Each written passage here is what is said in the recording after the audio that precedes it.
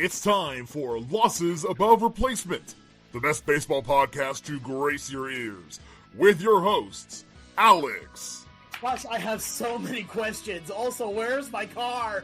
Splash. Strive to love something as much as my grandmother loves buying new crock pots. And Mac. If you've ever been to Boston, you know that they have amazing ice cream. Coming to you from coast to coast, it's L-A-R.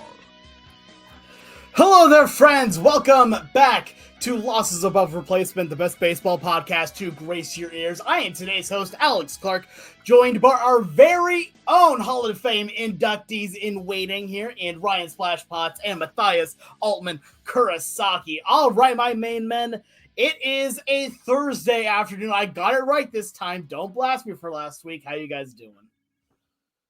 Doing all right. Had a pretty good week so far. My brother was in town for one main reason. He had a box suite at the Mets game on Tuesday night. So I went with him and I think a couple of his coworkers and some clients. A little out of place being there because I don't do anything that they do. But it was cool though, being so close to the field. It was the closest I've been at a Mets game. I've been going to Mets games since I was 6 years old. So yeah, that was pretty cool. Got to spend time with him, which, as he pointed out, is his last excursion before his son is due next month. So, yeah, that's why he wanted to come during Memorial Day weekend for the Mets Dodgers series, but that's a little too close to the due date. So, yeah, no, it was a good time. It's just me, him, and the cats. Honestly, hey, no, I respect that. I've been to some of the suites at T-Mobile Park, and it feels weird being there because it doesn't feel real. It feels like you're just like at a hotel at those ones at that point, but it kind of does. The only thing I wish was different was that the spread was a little better, like the food. That's fair. At least the chocolate chip cookies were good, though. That's fair. Absolutely fair. I mean, to be fair, I mostly just eat peanuts at ball games, so... Hello, friends. I'm back home, actually, going to my bestie's graduation tomorrow. Congratulations, Bree. So thrilling there. I do have one sweet seat ever at a Braves game. It was very strange because you just watch the game on the TV. You can look out at the ballpark, but you can also the TV. There are multiple TVs actually sometimes. Yeah. So fun times. Shout out to Delta. 15 years ago now. And yes, I feel very old that I can say 15 years ago and it's legitimately 15 years ago, or 20 years ago and it's legitimately 20 years ago. So congratulations. Welcome to my world. Oh, yes. Congratulations, Alex. I'm old. Yay. But funny enough, that actually means that you and I have seen the exact same amount of Braves games in a suite then as well. Because the first time I was ever in a suite, I believe it was first. Yeah, either or. It was Mariners versus Braves. Here, my grandfather took me, and it was absolutely amazing. Exciting stuff. Yeah. So what Chipper Jones was still playing, too. Larry! Wow, so it was the Dino Age. Yeah. I already feel fantastic. Well, speaking of old, we have a problem that has been going on for a while that today, well, in the last couple of days, we get to talk about as a new head has come to it here, as Rob Manfred, the commissioner of baseball, has put out a new decree. Is that how we want to call this here? It's a new rule. Yeah, sure. Let's go with that. Let's go with that here. That now any player that has been put on any lifetime ban list will be lifted off of that come their passing here, letting now players like Pete Rose or Shoeless Joe Jackson are now re-eligible for the Hall of Fame here. And fellas, this was big news when it dropped. This was huge because we have talked, one of the biggest jokes in baseball has been Pete Rose not being in the Hall of Fame here, right? I mean, there was a whole Super Bowl commercial about it a few years ago, if you remember that here, where he was joking about him being in his hallway as being in the hall. But again, he passed away back in September here, Shoeless Joe, many years ago, obviously. So, fellas, first, let's get your reactions to this being announced. But then I want to delve a little bit deeper into this because there's a few things I really want to bring up. So you guys know I like history, sports history, but history in general. This to me feels a lot like when Gerald Ford pardoned Richard Nixon after the whole Watergate ordeal. So Nixon resigns, Gerald Ford comes in and just pardons him because he didn't want to deal with the trouble of a past president being put on blast, you know. And I feel like in a lot of ways, this is the same thing. Rob Manfred has said this is sort of like a lame duck period, if you will, for Manfred. So he can, I guess, do some things and not have to worry about the next 10 years because he'll be gone in a few years. So this is something in some ways is overdue. In some ways, it's a combination of the timing of Manfred's tenure. If Manfred was in his first year on the job, I don't think he's doing this. You know, it's not a but as he approaches the end, as he approaches the end of his tenure, now it's not like this year or anything. I believe it's 2029 that will be his last year on the job.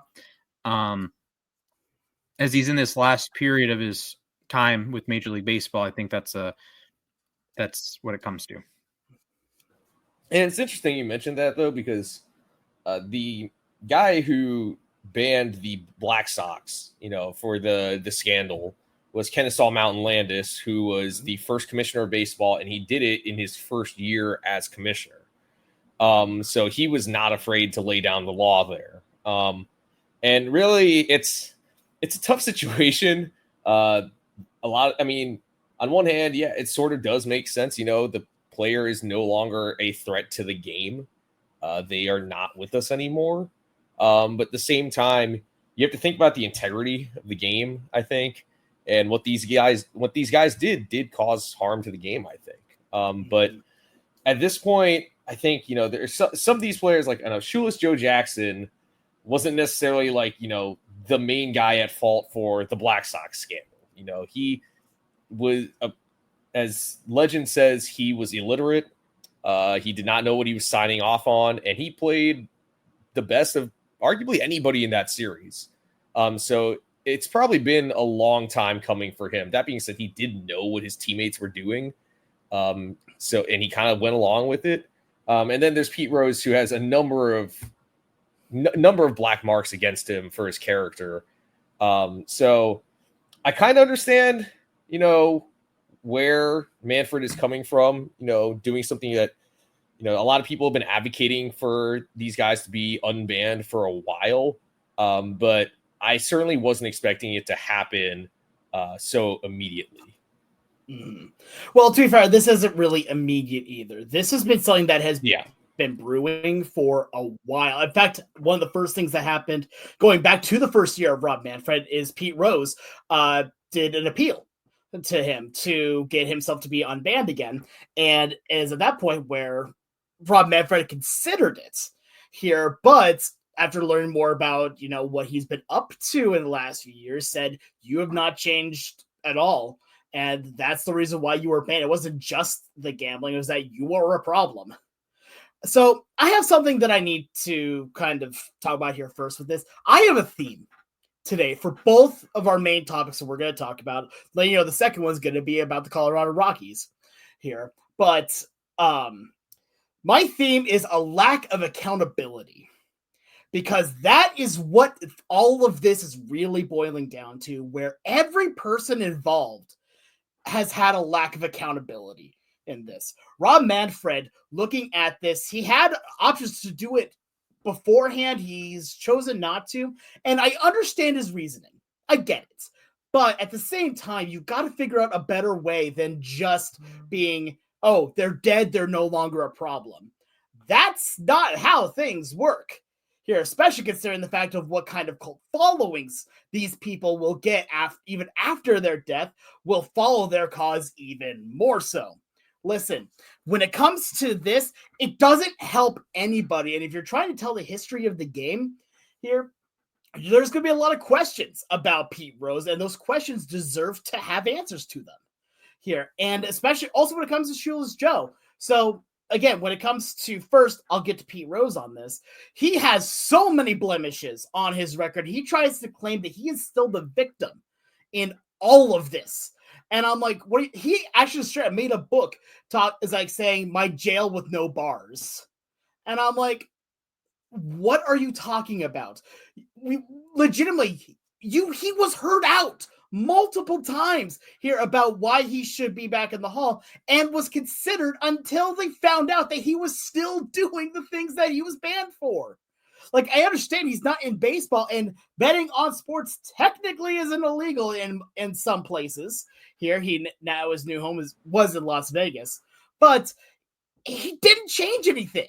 Said that nothing that what he did was wrong here, and it kind of goes back to the Barry Bonds stuff here. I don't care whether you think it's wrong or not. You still broke the rule. You still took a look at the rule and said, I don't care. I did it anyway. Shoeless Joe. I have more respect for Joe, but at the same time, he still knew what was going on. He still knew from his teammates and just getting this money randomly. So again, we also don't know if he was illiterate. That's only mythology here. We still know that he did accept money and he had the change of heart beforehand. So he took the money and still played well. So I'm not even going to say that he's held accountable. If he had come out and talked about everything that happened before it became the issue, then we'd have a different story to work with here. There is a lack of accountability for every person in this story here, going from Manfred to Pete Rose to Joe Jackson here, that honestly makes all of this just feel like a mess. Like, at this point right now, if you're not going to say that, okay, the problem is that they're alive, no. The problem is the rule that they broke. And are they working on trying to fix that? Here, that's my main issue when it comes to all of this here. And that was like my main reaction on first was, okay, cool. Now they're getting into the hall. The more I looked into it, the more I looked into this story, I was getting livid because I'm looking at just how everyone is just not owning up to their own mistakes. They're not owning up for their own wrongdoings here, and they're trying to pit themselves as the victim here. Even Rob Manfred, again, going back to what you said that you can't do anything in your first year. He made the decision not to put Pete Rose back in his first year. That happened. That's been right. That's documented at this point. And now Rob Manfred is trying to say that the problem is that they're alive. And if they're no longer alive, they're no longer a threat. No, that's not how that works. There's a reason why the phrase death is not the end is as popular as it is, because we know very well truly that just because someone is gone does not mean they are forgotten. So with that being said, here on this here, is there anything about this that stands odd to you? Here about one, the timing of it, specifically also with Pete Rose's passing back in September. Do you think that has anything to do with this? Honestly, I think it probably does. I mean, I think, obviously, like when Pete Rose passed last fall, there was plenty about, his legacy, both on and off the field. And it's hard to look past all those blemishes, like you said, on his record. But I think the other thing was that if Manfred was to remove the ban of one of these players, whether it was Rose, whether it was Shoeless Joe, or anyone involved in the Black Sox scandal, he was going to have to do it for everyone. Because they were all... I know that obviously Rose had other issues, but he was banned for the gambling. So were all the people in the Black Sox scandal. So it was more like, in fairness, whether you like it or not, it had to be all or none. So I'm not that surprised, especially also with like how prominent sports betting is these days. I had a feeling it was going to happen eventually. I just didn't know, was it going to happen now? Was it going to happen under a new commissioner? It seemed like, though, eventually it would happen. I wasn't expecting it to happen, on Tuesday out of nowhere. Exactly. Yeah, that's fair. And I do want to mention Eddie Saccott also got unbanned from this from the Black Sox. He's a I don't want to say likely Hall of Famer, but a guy who, He if was he was really, in the really Hall good. of Fame, you wouldn't think twice about it. And he's a guy that perhaps the 1919 World Series definitively swung his career. If you remove being banned from baseball, the 1919 World Series could have been another positive for him. He had a sub-3 ERA in the series, but people will say he pitched ineffective for the time. Fair enough. But he had 29 wins in 1919 through 306 innings, led the league in innings, and then came back the next year and was fine. 21 wins, 300 innings.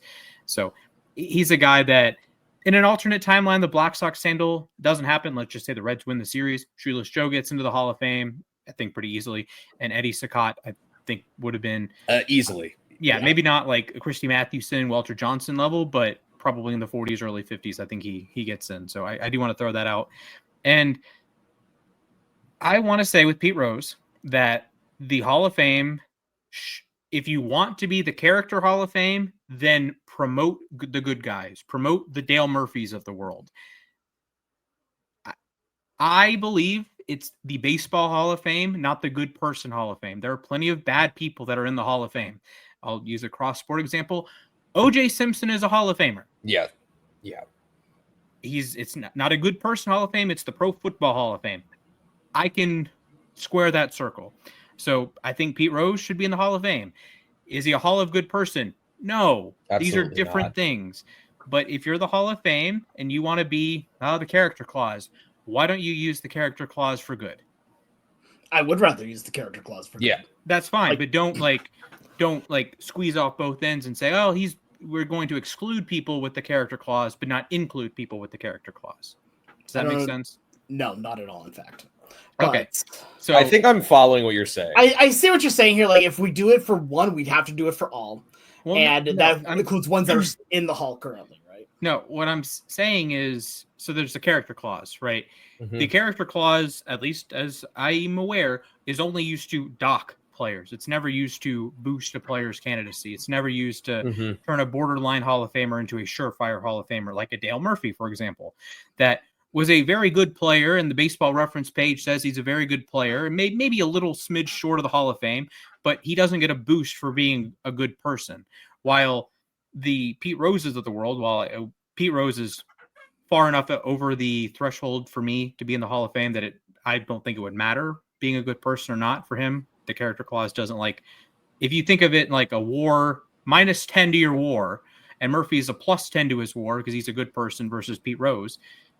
I think Rose is above the line, but either you dock people for it and you boost people if they're good people, or you don't have a character clause and you let quote unquote bad people in and you keep the Bernie Williams, good, solid person, right?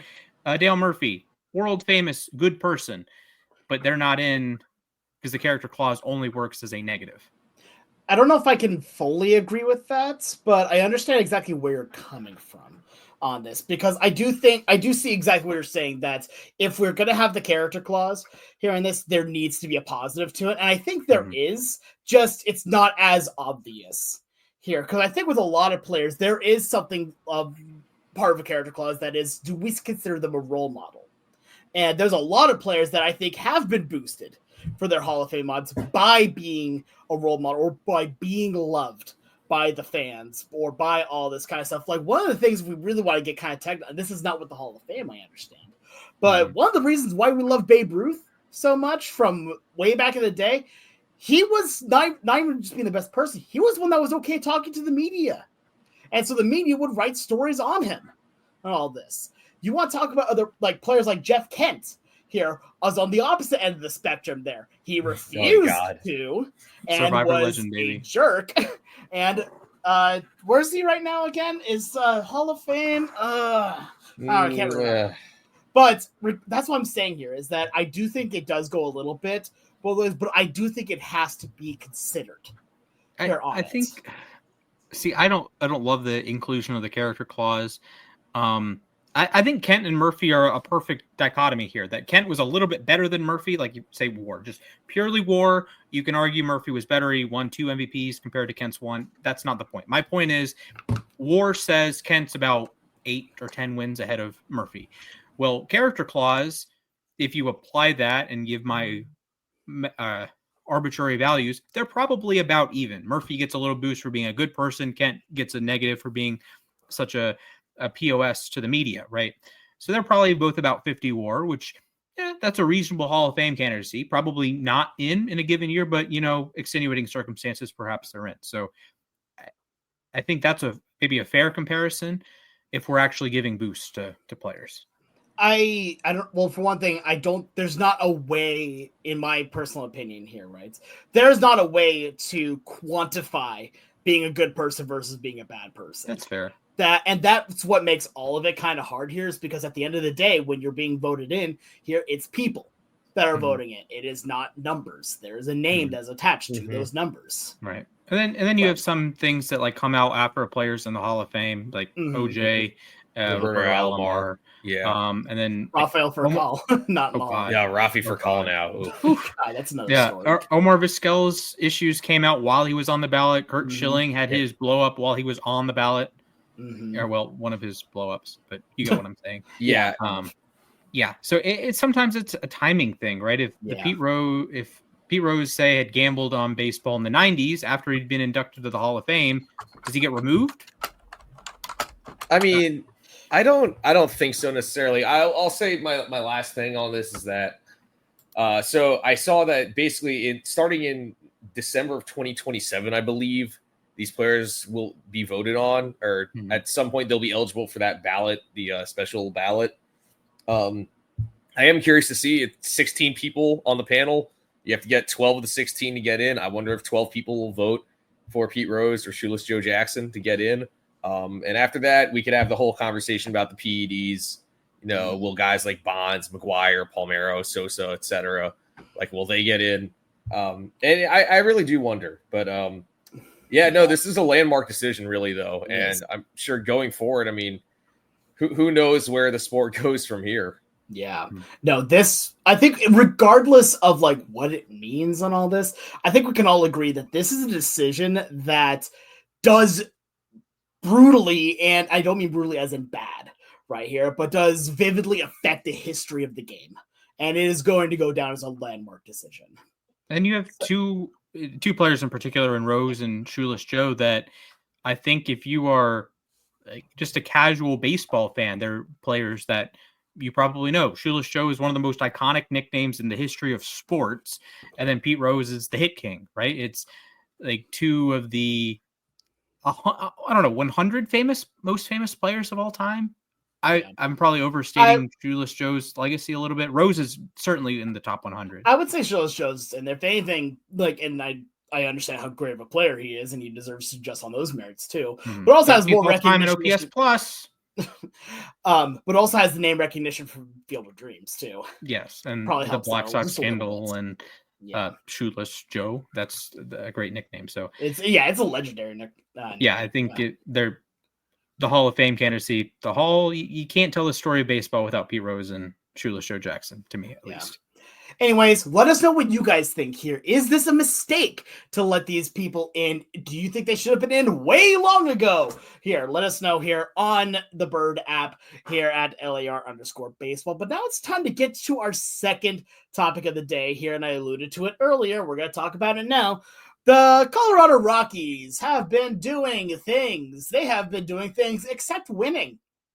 They are a record right now of 7-36.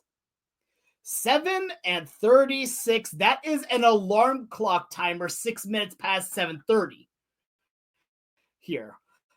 This is outrageous how bad they have been, and they found their answer. They have figured out what has been the calamity. Bud Black? They have fired their manager, Bud Black, in his 9th season, the winningest manager in Colorado Rockies history. They fired him in May of a contract year. I'm going to be real with you guys. I understand this is a scapegoat type move and all, but this feels like the biggest we are trying, I think, no, not really, kind of move I think I've ever seen in my life here. A team that is 7-36 is not a manager away from being competitive. A team that is 19 and a half games below first place in the division is not a manager change away from contending. You want to know what will make your team better? Players. And you know what you got to do to get players? You got to spend on them or draft them or anything like that. What have the Rockies been doing?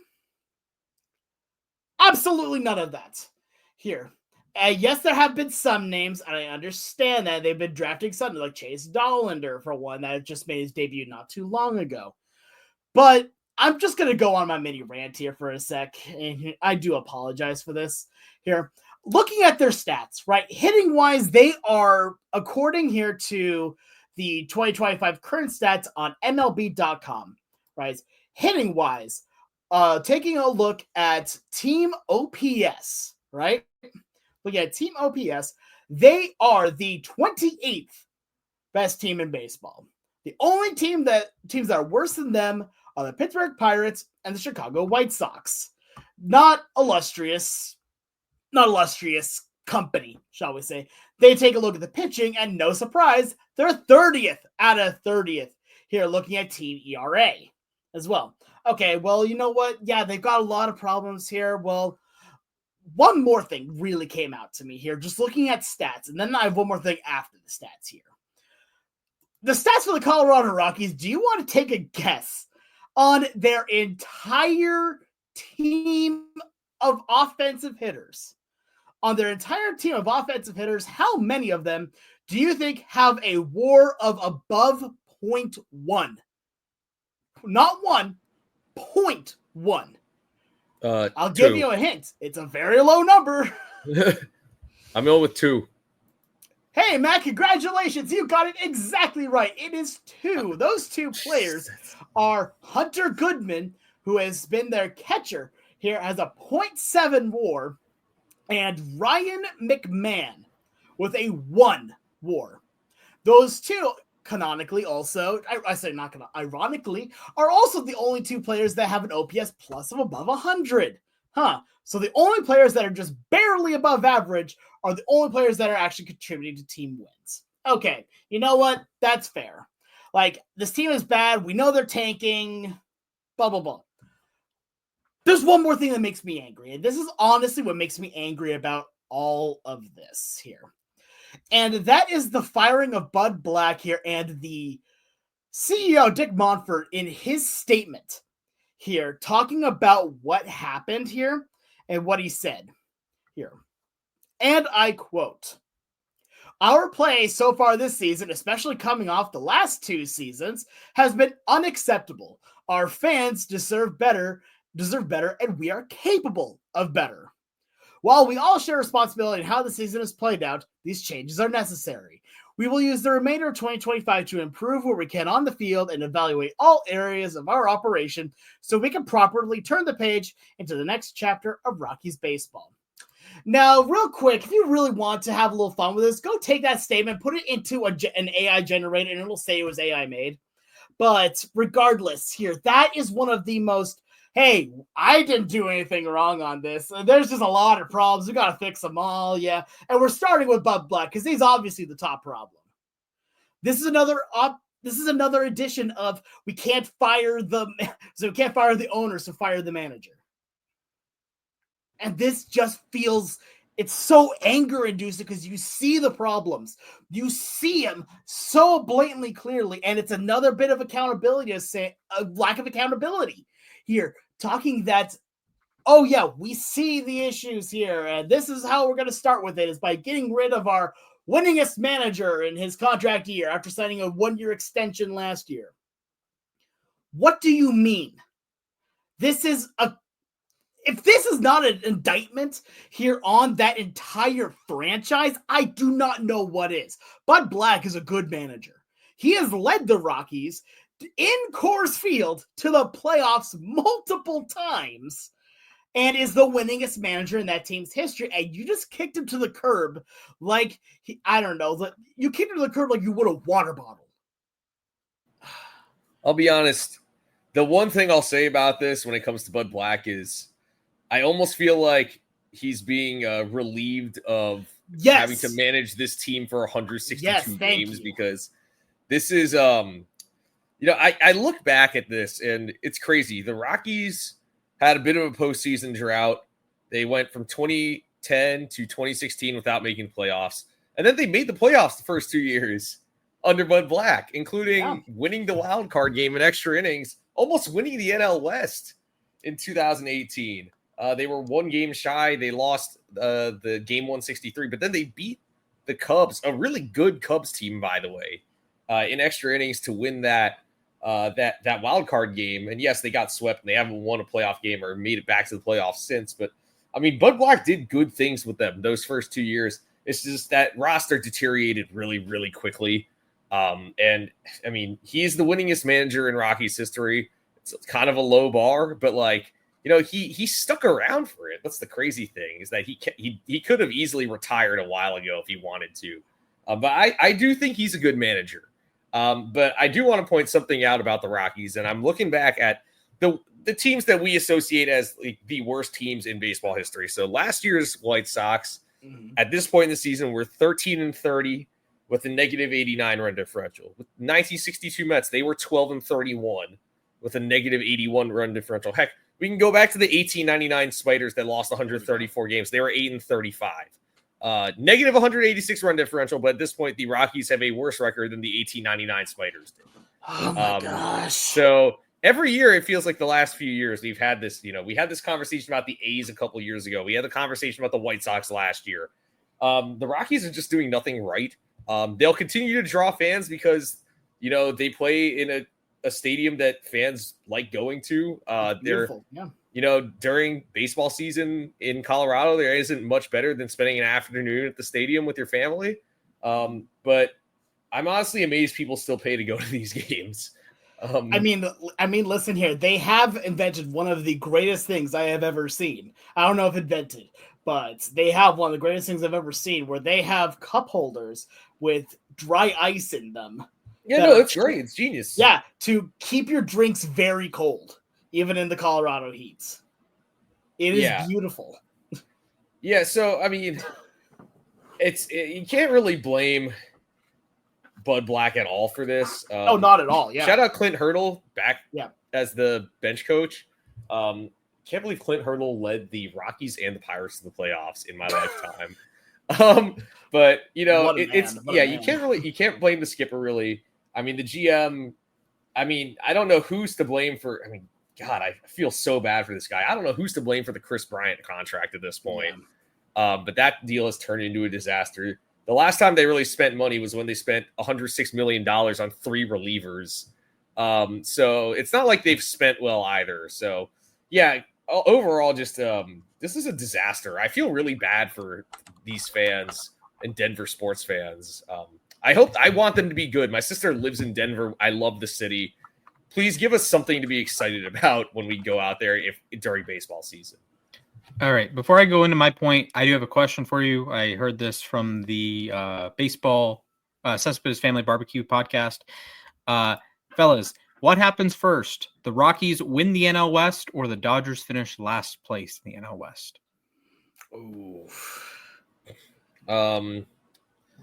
I think the Dodgers finishing last happens first. Honestly, I kind of agree because I still don't see, even if the Dodgers finish in last, I still don't see the Rockies necessarily winning the West. Yeah, because here's the thing. The Dodgers finishing last is only on them, just deciding we're not going to win anymore. The Colorado Rockies winning it revolves around all the other teams being worse than them.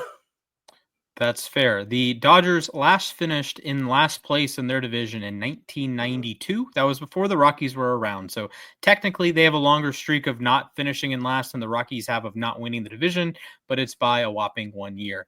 Just going to throw that out there. The Rockies problem. It's in a lot of ways similar to the Pirates. They have some key similarities. Beautiful ballpark, clown owners. You can't fire the owner, unfortunately. But I will give the Rockies a little bit of grace because they do play on the moon. It's hard to build a pitching staff. We've seen that every single season. It's just hard to pitch in Colorado. And shout out to Wade Davis. Yes. And you have the added benefit or drawback in this case of your batters will suck on the road. So they might be better at home, but they will have worse stats on the road than you'd expect the average player to do on the road. So you have the double whammy that your pitchers can't pitch at home and your hitters can't hit on the road. Great. So they have an organizational deficit. You know what other teams do when they have an organizational deficit, when they have a problem, when they have some defect? They turn it into a positive. The Tampa Bay Rays have had a climate-controlled environment inside the Trop. So they decided, you know what? We're going to go all in on pitching. We're going to, that's going to be our shtick. Every good pitcher, they're a Ray or connected to the Rays in some way. They all throw 1,700 miles per hour or throw from a funky arm slot. They always have a great bullpen. They always have starters coming out of the wazoo. They're always halfway decent until the next one comes along. You know, for every Taj Bradley, there's a Shane McClanahan, there's a Chris Archer, Tyler Glasnow. The list goes on and on and on. Mm-hmm. They turned what could be a negative into a positive. The St. Louis Cardinals in Whitey Ball, they played on essentially a track with the carpet of artificial turf. Well, they said, we're going to turn this into a positive. We're going to build a team that wins a particular way. They probably should have won the 1985 World Series. They did not win in 1987. They won in 1980. 82. No, 82. 83 was the Orioles. So they were consistently a winning organization. They built their whole brand on, we are going to run the bases. We're going to steal bases. Willie McGee, 1985 NL MVP. Ozzie Smith doing his acrobatics at shortstop. Vince Coleman stealing all the bases. They built something. We look at the New York Yankees every single season and say, short porch, just add a lefty. What do? They go out and add lefties. They go out and add hitters that can hit the ball to right field, whether that's pulling the ball as a lefty or hitting the ball the opposite way as a righty. They know these things. The Orioles, they move their Mount Baltimore back, forth, left, right, all over the place. They're trying to maximize their team, right? Teams will take disadvantages and turn it into a positive, find something about it to spin it into the positive. The Giants play in the anti-moon. You can't hit the ball in San Francisco. They won 3 World Series. How did they do that? They focused on defense. They focused on pitching. They focused on not hitting home runs. There's the reason Barry Bonds is the last Giant to hit 30 home runs in a season. They focused on different things. You look at the Twins when they played in the Metrodome, they focused on different things. The Braves have focused on different things when they've been in Truist, when they've been at the TED, when they've been in different ballparks. And the Rockies, yeah, it's an extreme, playing on the moon is an extreme thing, but figure something out. Try something different. They're the only team that doesn't have a pitching stuff plus model. I'm not saying stuff is the end all be all, but they're the only team that doesn't have this basic thing nowadays. I can look this up on the internet. The Rockies don't have an internal stuff model. Every other team does. I can look it up on the internet. The Rockies are also looking it up on the internet. They don't have a model. What do we do? Why am I the same as the Rockies here? Figure something out. If a smarter organization played at altitude, they, in all likelihood, would have found something to say, hey, we're going to do this particularly well, so our pitchers will be better at home. Maybe it's a new pitch, or maybe it's a new pitch grip, or maybe it's I'll use Boston as an example, not as an extreme environment, but you have the green monster that'll make you play differently. They said, okay, our pitchers, we don't want them to get whacked, so we're going to not throw fastballs. They have the lowest fastball rate in the majors, at least last year they did. They do different things. The Mets can have a different philosophy. They can give everyone 3 fastballs, and they have a wonderful pitching staff. Why? They have a plan. The Red Sox have a plan. The Yankees have a plan. Every team in baseball has a plan besides the Colorado Rockies. And so I want to add on, I want to add on really quick with that as well, because I really like that. I like what you're bringing up here.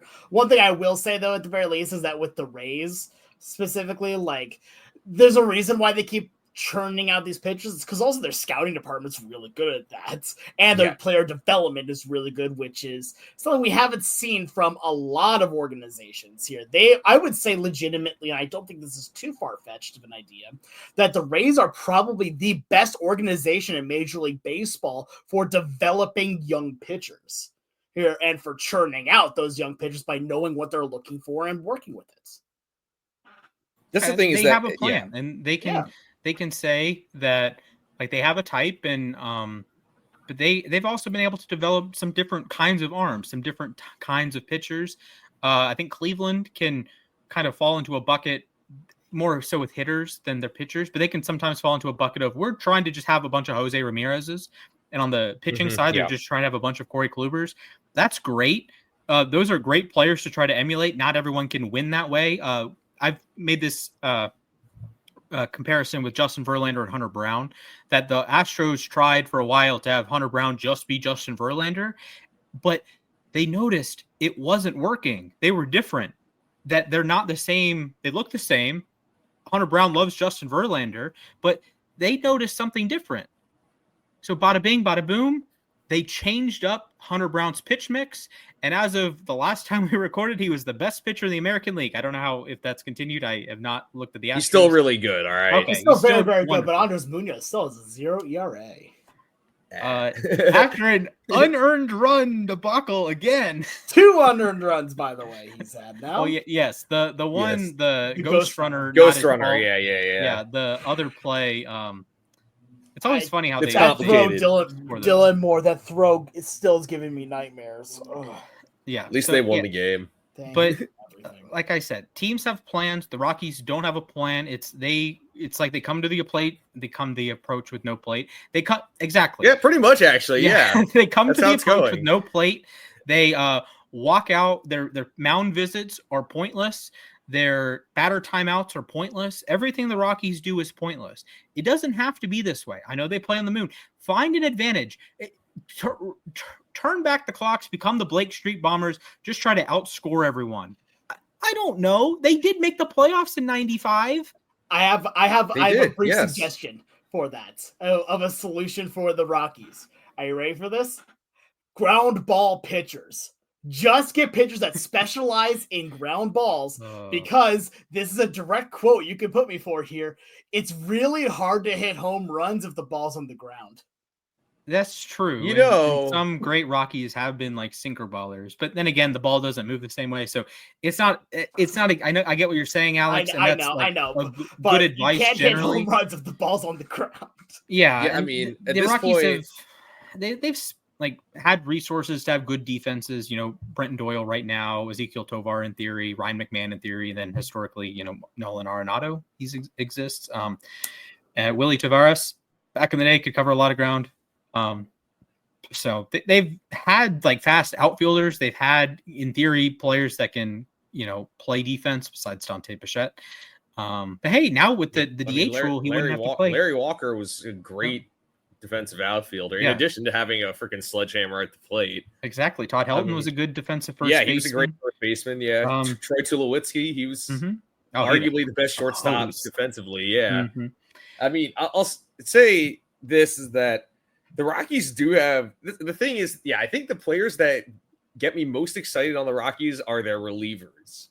The issue is Jake Bird, Seth Halverson, Zach Agnos more recently.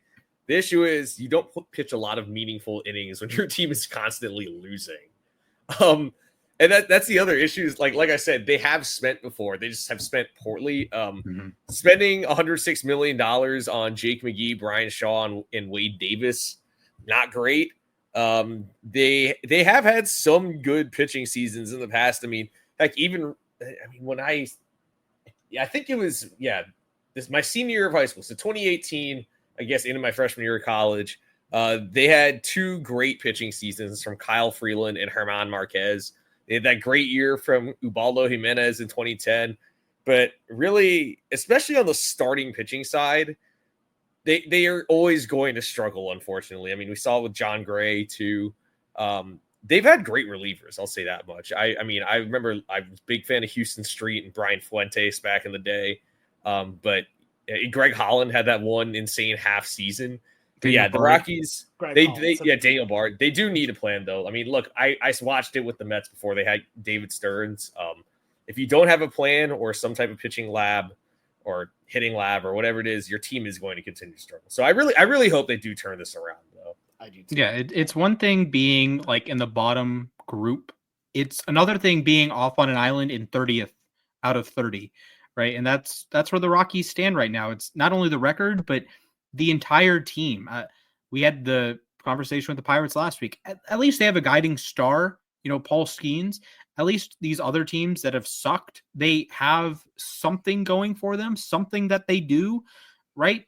The Pirates, the Rockies don't have anything, and there's nothing in their franchise history that says they might get something. Like at least the Angels, they had Mike Trout. They had something going, and they have spent at times, and it's been varying degrees of good and bad, a lot of bad.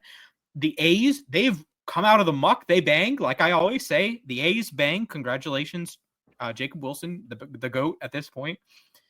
And just there's nothing going right for the Rockies, and it just year after year after year. At least the White Sox could say we won a World Series in 2005. The Pope is a White Sox fan. You have Luis Robert in theory. You've traded Dylan Cease. You've traded Garrett Crochet. You've figured out like a little bit of something. Now it's turned into positives for other teams lately, but you have something. What do the Rockies do? Maybe relievers. That's it. No. I know exactly what the Rockies do. Dingers! Yeah, great mascot. Yes. That's true. Yeah. Maybe get a new mascot. Was Dinger, I believe his first year was 95, correct? 94. The first year. 94? I'm pretty sure. I think it was 94 because Okay. So I thought it was the first year at Coors. It might be. I just remember I was scrolling on the Bird app a while back ago, and I saw that he hatched from the egg, and I want to say, I'm like, wait, I'm the same age?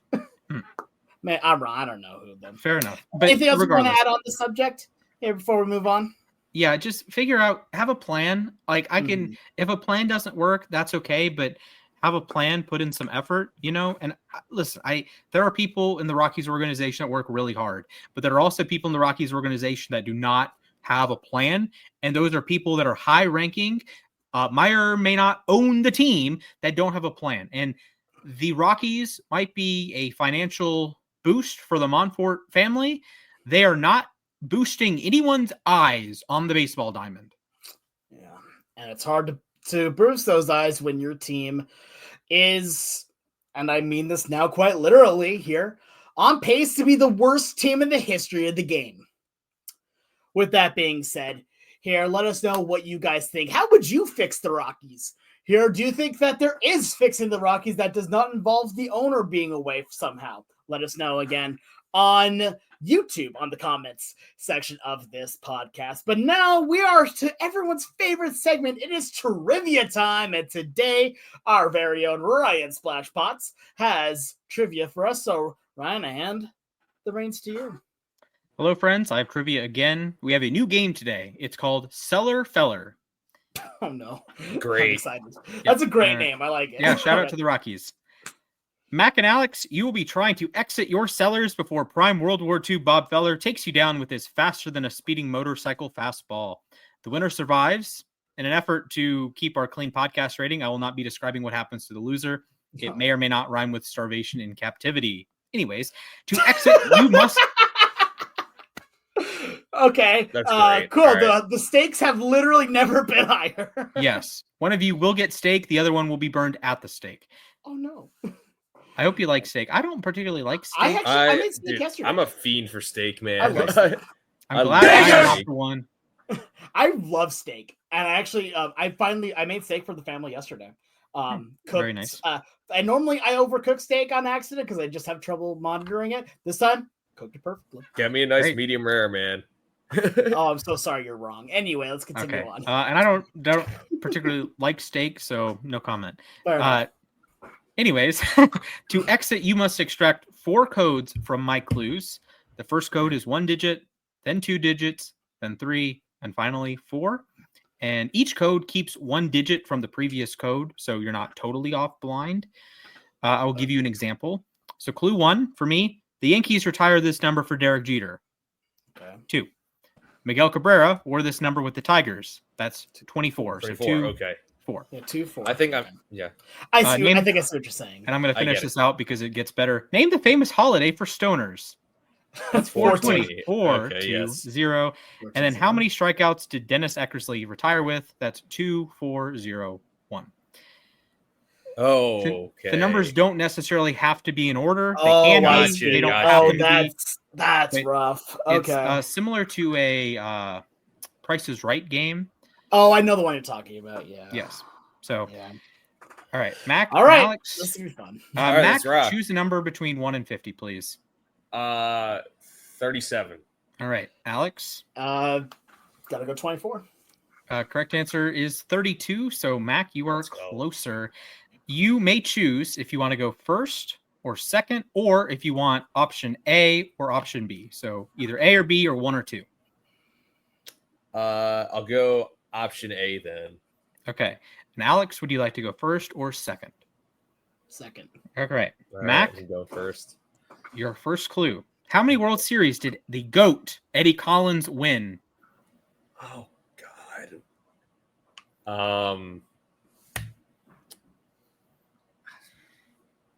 2. Okay, you're still in the cellar. Alex, Good. how many World Series did Hall of Fame second baseman Frankie Frisch appear in? Oh, boy. 7. You're still in the cellar. Mac, Oh, boy. you get another crack at the Eddie Collins apple. I see what you're doing here. What? I see what's going on here. Oh, Okay. no. 4. Nope. Alex. 6. Nope. Mac. 3. No. Alex. 1. No. Okay. 1. No. Alex. 4. No. Mac. Oh wait. 5, I believe. No. 9. No. Mac. 6. Yes, 6 is correct. All right. He won 6 World Series. Yes, 5 with Wow. the A's, 1 with the White Sox. Okay, He was also on the I- 1919 team, but was not in the gambling. I realized that the more I thought about it, I said 5 because I knew that's how many they won in Philadelphia. Yes. All right. I am 100% How many- guessing. All right. Continuing for you, Mac. Can you Me? escape All right. the second room? How many games in a row is Joe DiMaggio's famous hitting streak? Wait, what? That's 56. Oh, yes. Yes. Okay.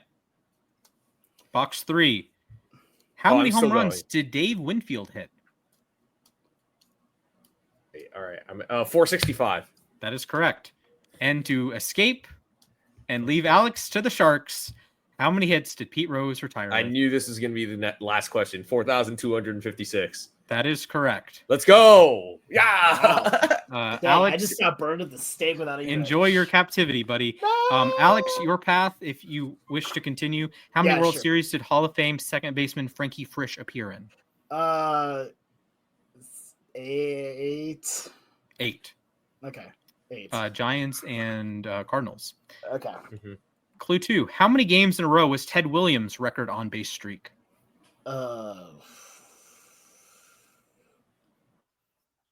85? 84. Oh, okay. I was close. How 84. many home runs did Mike Schmidt retire with? Wait, was it 485? No.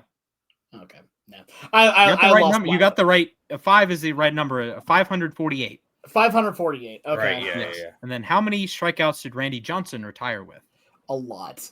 4875. So 475. Whoa, Okay. I- I like that trivia. That is a fun Yeah, idea. no, I like that a lot. Once I once am not got out- smart enough for that trivia. once I got out of that first room, I think I knew what I was doing. It was just I I got stuck in that first room and I was done. See, I liked how they they kind of dovetailed with each other. Like both had Hall of Fame second baseman, then a famous streak, then a Hall of Famer's home run total, and then Randy Johnson doesn't have the all-time lead for strikeouts, but he's a second, right? second behind Nolan Ryan, Ryan. The- yeah. I think I'm gonna get blasted key in the 4,000 comments for number, this so. one. Good job, Mac. Alex, hopefully starvation doesn't get a hold of you, buddy. I mean, at the very least, I'll probably lose some weight. So it'll be That's fine. good. That's a fair point. Anyways, thank you for the trivia splash. That was a good fun time. I'd love to do that again sometime, maybe a little bit easier, but that was still fun. Anyway, we've now reached our final segment, as we like to end every show here with the moment to ourselves, where we talk about whatever's on our mind. It does not have to be baseball related, but it absolutely can be. Gentlemen, who would like to go first today? Okay, looks like I'm going first then today. Here, so can someone please count me down? Yeah, I got you. 1 second. Let me just pull up a stopwatch. Mm-hmm. All right, your timer starts in 3, 2, 1. Begin. I want to talk a little bit about patience here. Funny enough, patience is something that people say I have a lot of. To be fair, I'm not always going to agree on that, but you know, hey, if I could just chill out for a little bit, that's okay with me. Patience is so interesting to me because it is something that is it's like very rarely rewarded, often tested. With a lot of people, patience can be tested here, from different people doing things to different objects doing things. It is a virtue that is very hard to master. Here on it, you got to have patience with people. You got to have patience with technology. You got to have patience with StreamYard. No, actually, StreamYard's been very, very nice. I don't want to mock them on this here. But having patience is something that I constantly am trying to have a lot more of, because I think that patience also goes hand in hand with empathy. Being able to understand that other people have these other things, that the world does not revolve around you. You just got to be patient and let people do what they need to do. But also, I will say, a lack of patience does not, patience is not a, what was I trying to say on this here? I came up with a good quote for this earlier of, oh yeah, it was, a lack of timer is not an excuse here for lack of patience. So, there we go. Patience is, it can be tough. I'm a New Yorker, so like patience doesn't really exist in New York City. I also also being in a family with 5 kids is like, you do have to have like so much patience. Like it's God. Absolutely. Yeah. All right, which one would you like to go next? All right, Splash. Your time begins in 3, 2, 1. Begin. First off, I want to give a shout out to my girl Channing. She gave me 6 and 8 as starting digits for Alex and Max, so thank you. I have a quote from Martha Washington, First Lady. This is from the American History Tellers podcast. She declared, "I am still determined to be cheerful and to be happy in whatever situation I may be, for I have also learned from experience that the greater part of our happiness or misery depends upon our dispositions and not upon our circumstances." So sometimes your basketball team lays the absolute egg 4 times in 5 games, and they lose 5 times in 5 tries to the Pacers in your own building. And instead of being sad that the season is over and 64 wins were for naught, and Donovan Mitchell's first team All-NBA appearance was for naught, and Evan Mobley's Defensive Player of the Year award was for naught, I can be happy about other things, and I can carry myself as if I am a happy individual, as if I am an upbeat individual, and not let the doldrums of the Bozo Cavaliers question my sanity. Absolutely understand. Yeah, I like that sentiment. I feel like that there's also a theme between patience between the both of us as well. Yeah. Anyway, Mac, the Braves were going to be in that, but they are back at 500 now. Yeah. Finally. Hey, fair enough. I get that. All right, Mac, you ready to go? Yeah, sure. All right, sounds good. Your time begins in 3, 2, 1. Begin. Yeah, I just wanted to say that this weekend might be a ridiculous weekend in New York sports because the Subway Series begins on Friday. Juan Soto's first series against the Yankees since leaving. I am excited. I also am a little worried for his safety, if I'm being completely honest, because Yankee fans are kind of unhinged. They always are, but they're especially unhinged right now. And also on Friday, the Knicks face the Celtics in Game 6. So if you're not a sports fan in New York on Friday, I would stay away from Midtown, first of all, because Madison Square Garden is going to be insane. I went to the watch party for Game 3. Yes, the Knicks got blown out that day, but that was a great experience. If you're taller than 6 feet, if you were over 6 feet, you were able to see everything. Being 5'8", I couldn't see anything. I think I hurt my leg trying to jump up to see things. It was literally like the most crowded environment I've ever been in. And that says a lot, having lived my whole life here and having spent a lot of time in Tokyo. Stay away from the Penn Station area, probably from Times Square, because it's going to be a mess there with everyone trying to watch the games. And I would stay away from Yankee Stadium because it's probably going to be a zoo too. So, get ready for this weekend, New York. This is going to be wild. Actually, it's going to be great. It's also probably going to be terrifying. I can absolutely see that, and I am. The phrase that I would use is "couches burning in the streets." Yeah, pretty much. That's what it feels like it's going to be at that point. Mac, I want a prediction from you. Do the Knicks clinch their first series at home in this century? I actually think they do. Okay. I won't. I would say I was definitely a little alarmed by what happened in Game 5, but I do believe in this team. I think the Madison Square Garden crowd is not going to let this happen. Okay. If this was a basketball podcast or if we had recorded earlier in the week, I would definitely have a segment about Jason Tatum and how just unfortunate that is. Yeah, that was brutal. This is it not only might swing this title. I know the Celtics were going to lose Game 4 anyways. It might not only swing this title, that might be the final game Jason Tatum and Jaylen Brown play together. That's on the table. Because Tatum's out also until probably at March, least this time next year. Yeah, probably. March. I know March, he's already had surgery, so that's a positive. But there's a very short list of players that all NBA level. Tatum has been all NBA first team the last 4 seasons. He's been sixth, and he's going to finish 4th MVP this year. He just won the title last year. Was not MVP, but whatever. And the list of that is Derrick Rose, Kevin Durant, Ralph Sampson was that good. He was. Yeah, Bill Walton. It's just a very a Knicks legend in Bernard King. It's just a very short list of players who are at the peak of their powers and then have this just massively debilitating injury. And it just sucks. It's bad for everyone involved. And there's no positives. And this is these are the kind of the Derrick Rose injury. It's a what if. I think Jason Tatum, maybe not as much as Derrick Rose, but it could be a what if though. Yeah. Yeah. It's in the same vein of Jason Tatum could have been a 2-time champion, 4-time All-NBA, 4-time top 6 in MVP, by 27, 28. And now he's unfortunately going to be lucky to ever get back to that level. There's a very short list of players off an Achilles that have ever returned to their previous level. So that just sucks. Yeah, definitely.